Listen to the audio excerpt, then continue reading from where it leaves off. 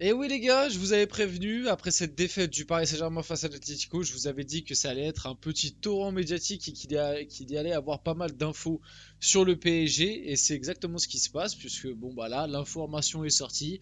Apparemment, Luis Enrique ne serait plus autant en odeur de sainteté, on va dire, il ne serait plus autant impérial qu'il y a quelques semaines, et on va voir tout ça dans cette vidéo. Salut à tous les gars, c'est Asdial. Aujourd'hui, on se retrouve pour une nouvelle vidéo. Vidéo, actu sur le PSG. On va revenir encore une fois sur cette Atlético PSG en voyant pas mal d'actu, de stats, de déclarations comme d'habitude. Et l'information un petit peu principale de cette vidéo, c'était quasi sûr. C'était quelque chose qui était prévisible. Franchement, je pense qu'au moment de la défaite, c'était vraiment une cote à deux pour que ce style d'information sorte. Luis Enrique ne serait plus aussi impérial, aussi souverain qu'avant le match. Voilà, son avenir est un petit peu remis en question. Apparemment, la direction parisienne réfléchirait à potentiellement revoir rapidement son avenir au sein du club si les résultats ne s'améliorent pas. Donc on va voir tout ça dans cette vidéo, on va voir ça juste après. Avant que la vidéo commence, n'hésitez pas à la liker, commenter, partager et vous abonner, ça fait toujours plaisir et ça aide pour le développement de la chaîne. Et nous, on va pouvoir aller dès maintenant parce qu'il y a pas mal de choses à dire. On va pas se mentir, il y a pas mal de choses à dire. Donc l'avenir de Luis Enrique au PSG n'est plus assuré. Et il y a vraiment beaucoup de choses intéressantes dont on va parler. Le coach se met à se plaindre de son effectif en privé et réclame pour le mercato d'hiver un défenseur central et un ailier. De quoi agacer en interne où l'on estime que le coach a eu la main mise sur le mercato. Le match face au Bayern Munich sera tout particulièrement scruté. Et je peux déjà vous le dire, donc le match face au Bayern Munich qui est le prochain match de Ligue des Champions qui se passe juste après la trêve de 2 semaines là, qui arrive la semaine prochaine. Moi, je peux déjà vous le dire, j'ai eu quelques échos et c'est peut-être pas hyper rassurant, mais si jamais face au Bayern, il y a mauvais résultat et que ça coûte la qualification au PSG, Luis Enrique sautera. Je suis pas en train de dire que si le PSG perd face au Bayern, il va sauter dans la foulée, mais en tout cas, s'il y a défaite face au Bayern, c'est quasi sûr que le PSG sera éliminé de la Ligue des Champions, ce qui serait dramatique, on va pas se mentir.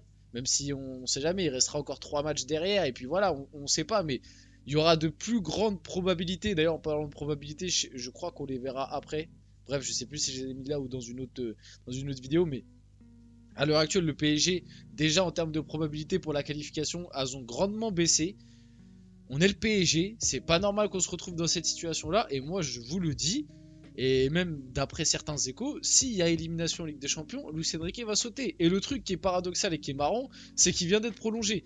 La prolongation n'a pas été officialisée, et ça se trouve, ce qui risque de se passer, c'est que Luis Enrique risque de sauter avant que sans que sa prolongation ait été annoncée officiellement, parce qu'en fait, si vous n'êtes pas au courant, je vous le dis, en fait, ce que voulait faire le PSG, c'était annoncer la prolongation de Luis Enrique et Luis Campos en même temps. Comme maintenant, on met vraiment l'accès sur ce duo qui gère le PSG, qui travaille ensemble, etc.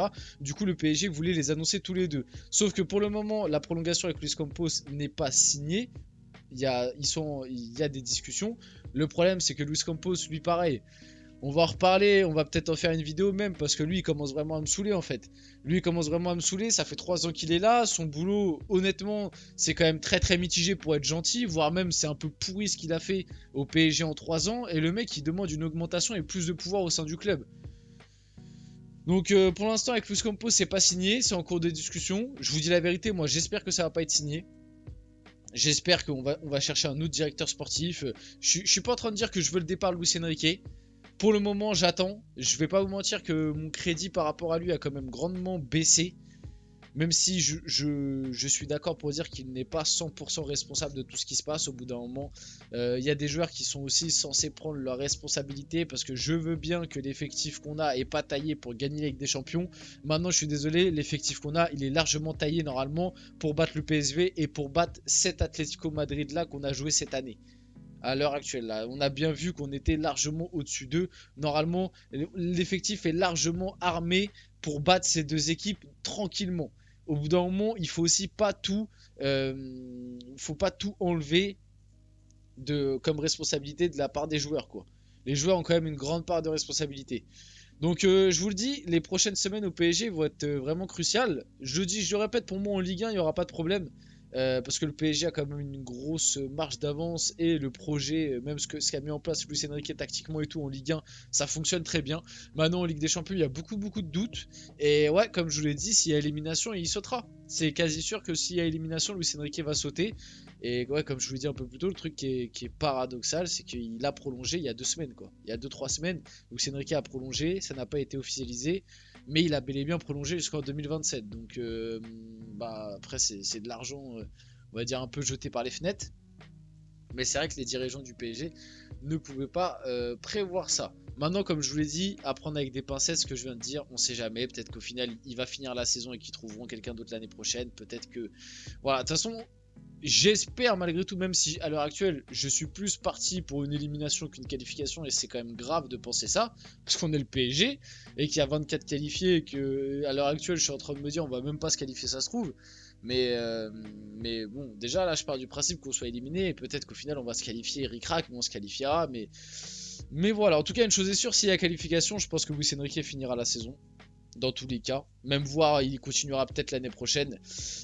Pour en revenir aussi au sujet du mercato, du coup, Luis Enrique qui commence à se plaindre de l'effectif en privé, qui réclame un défenseur central et un ailier. Alors moi, c'est pas un défenseur central que j'irai recruter. Moi, pour moi, il manque un latéral. Un latéral. Luis Enrique, il faut qu'il comprenne ça au bout d'un moment dans son crâne. Pour moi, il manque un latéral. Un ailier, je suis d'accord avec lui. Et pour moi, il manque aussi un numéro 9. Il manque aussi un numéro 9 à cet effectif. Et même peut-être un milieu de terrain. Moi, comme je vous l'ai dit, dans l'idéal, là, l'effectif actuel, il est bien. J'aurais juste rajouté un latéral, de préférence qui peut jouer des deux côtés. Style un Kadioglu, par exemple. Je dis pas lui particulièrement, mais un latéral capable de jouer des deux côtés. Pour, comme ça, au cas où, t'as un backup. Parce que pour moi, en centrale, en fait, on va récupérer Lucas Hernandez là prochainement. On a Marquinhos, on a Pacho, on a Skriniar. Malgré tout, bah, il est là. Tu peux le faire jouer en Ligue 1 dans certains matchs. On a vu que dans certains matchs de Ligue 1, ça pouvait passer. Et bon, bah, il y a l'Astérix autour de Kipembe et il y a Beraldo aussi. Donc pour moi, défenseur central, t'es déjà surchargé. Limite, faudrait en vendre pour moi des centraux. T'en as trop. À gauche, t'as Nuno Mendes et Hernandez. Et si jamais tu recrutes un latéral capable de jouer des deux côtés, bon bah voilà. Pour moi, au milieu de terrain, il faut quelqu'un. Il faut de préférence un 6. Moi, bah, Bruno Guimaraes aurait été parfait, mais voilà. Il faut quelqu'un au milieu de terrain en plus, parce que là, en gros, les 3 titulaires plus Fabian Ruiz, c'est pas suffisant pour moi. Et devant, pour moi, il faut un ailier et un 9. Il faut un ailier et un 9. Et comme je l'avais dit cet été, moi, de préférence, j'aurais pris Sancho ou Gvara. Ou Kvaratskhelia, et j'aurais pris soit un Lautaro Martinez, mais c'était pas possible. Ça parlait beaucoup d'Osimhen. J'avoue que moi, Osimhen, j'étais pas non plus hyper emballé, mais si t'avais pas d'autre option, honnêtement, moi j'aurais pris Osimhen.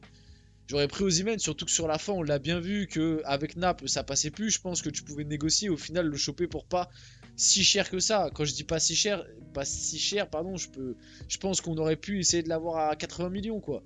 Ça reste cher, mais Osimhen, je pense que de base, Naples aurait allé te demander 150. Mais bref, oui, Osimhen, après, j'étais pas non plus hyper fan. Là, ça parle de Gyökeres.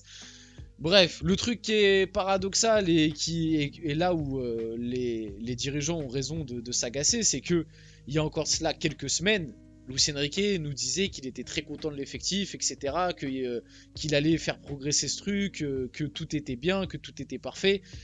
Alors moi je pense qu'il y a aussi un peu de communication et de langue de bois là-dedans, parce que moi, ah oui, c'était Julian Alvarez moi que je voulais absolument cet été en numéro 9, mais bon, on sait les relations entre City et le PSG. Moi je vous avais dit direct que ça allait être impossible, parce que City n'allait jamais vendre un joueur au PSG, parce que voilà, les raisons qu'on connaît, les Émirats Arabes Unis, le Qatar, c'était tout bonnement impossible. Mais oui, du coup, je peux comprendre que les dirigeants soient énervés par rapport à ça et commencent à réfléchir à l'avenir. Parce que le gars, il y a 2 semaines, il nous disait que tout était bien, tout était parfait, l'effectif était cohérent. Et puis 2 semaines après, enfin 2, 3 semaines après, en fait, il est en train de nous dire qu'il faut un tel, que l'effectif n'est pas assez de qualité. Voilà, en fait, tu t'es foutu de nous, et oui, mais nous, on le savait depuis le début que cet effectif, il manquait cruellement de qualité pour la Ligue des Champions. Pour la Ligue 1, ça allait passer, mais pour la Ligue des Champions, on le savait très bien que ça allait manquer de qualité, donc voilà. Luis Enrique a déclaré être si supérieur et n'avoir que 4 points, c'est juste une mauvaise blague. C'est drôle, entre guillemets, de voir comment on encaisse ce but hier. Une journée de Mierda. Il a aussi déclaré sur le manque d'efficacité du PSG. Je veux dire qu'il nous faut 20 occasions nettes pour marquer. Notre adversaire éternue et marque. Oui, mais ça, c'est des soucis de joueurs, peut-être à des moments de confiance, d'animation, de mental, peut-être de ce que je sais pas, influe Luis Enrique sur cette équipe, mais c'est pas normal que malgré tout, Luis Enrique l'année dernière, je vais pas remettre en cause sa saison, je l'ai beaucoup défendu, mais depuis qu'il est arrivé l'année dernière, il y a quand même un cruel manque d'efficacité en Ligue des Champions. Les occasions, on les a, mais il y a un manque d'efficacité dans les deux surfaces qui est criant depuis son arrivée au PSG, qu'on n'avait peut-être pas avant. Avant, on était nul dans le jeu, mais on n'avait pas ce manque forcément d'efficacité. Là, c'est vraiment criant, quoi. On finit la vidéo là-dessus. J'espère que cette vidéo vous a plu. Si c'est le cas, n'hésitez pas à la liker, commenter, partager et vous abonner, les gars. C'était Asial. On se retrouve très rapidement pour une prochaine vidéo.